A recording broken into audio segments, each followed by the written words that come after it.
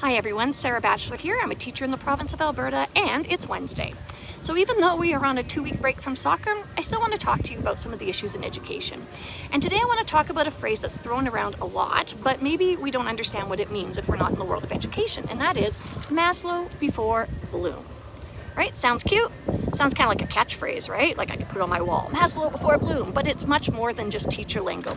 It's a real powerful concept that explains why so many kids in Alberta aren't thriving right now and why no amount of curriculum change, testing, or report cards are going to fix what we're dealing with until we look at some of the basics. So I'm going to start by talking to you about Bloom.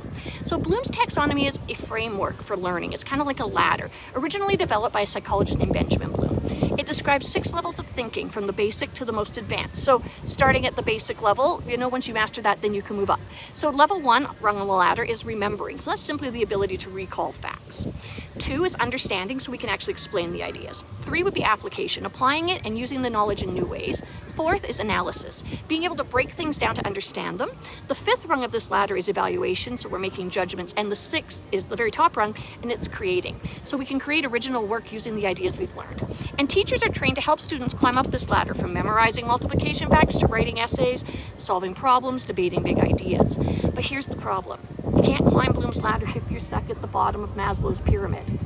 So Maslow's hierarchy of needs, which was developed by a guy named Abraham Maslow, lays out the basic needs that every human has. This isn't just a school thing, it's what do we need in order of importance, because it's a pyramid, and it tells us what we need to be successful and be able to learn.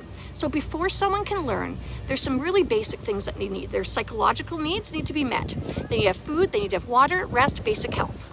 They need to have their needs for safety met, so they need to feel secure and protected. 3, they need to have a sense of loving and belonging, and then further up is they have confidence, and then the 5th is self-actualization. So the higher levels, constant creativity, problem solving, these are Bloom's territory, but unless the bottom needs are met for safety and such, we can't even get there. So to bring this home, in Alberta, we have an education system that's obsessed with curriculum, with testing and achievement, but it ignores the needs of the children and what they're trying to learn. So let me show you how Maslow's getting skipped. Number 1, food insecurity. So 1 in 5 kids in Alberta live with food insecurity. That means over 170,000 children in our province rely on school breakfast or lunch programs, which are often underfunded or non-existent or inconsistent and rely on volunteers and donations. Hungry kids can't learn. Number 2, overcrowding. Over 40% of Alberta schools are running at 100% or more. Some are running at higher, 130, 140%. Huge classes, portables, limited access to bathrooms, libraries, safe spaces. This impacts safety. Crowded classrooms aren't safe or stable, and they are not built for connection or support. 3, undiagnosed and unsupported needs. So the wait list for educational assessments in Alberta can be 6 to 18 months privately. Within the school, we sometimes get a list like you can test 4 kids this year. So a lot of our students aren't getting the assessments they need so that we can target the supports so that they are able to learn and perform at the top of the Bloom's ladder. 4, we've got English language learners, lots of them. Over 130,000 students in Alberta are English language learners. That's more than 1 in 5. Some are newcomers or refugees, many with disrupted schooling, but most schools have no designated ELL teacher, mine included. These students are capable and resilient, but without language and support, they're stuck in survival mode.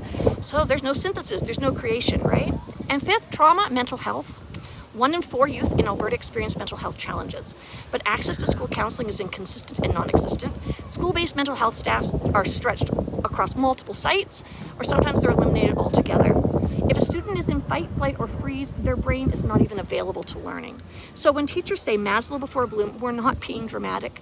We're describing the reality we see every day. Kids don't need tougher curriculum. They need food, a quiet place to learn, teachers with time, help with languages, support for trauma, safety, belonging. Until Alberta builds a system that meets Maslow's needs first, we will never unlock Bloom's potential. So let's stop expecting kids to climb a learning ladder that's balanced on an unstable foundation. Want better results?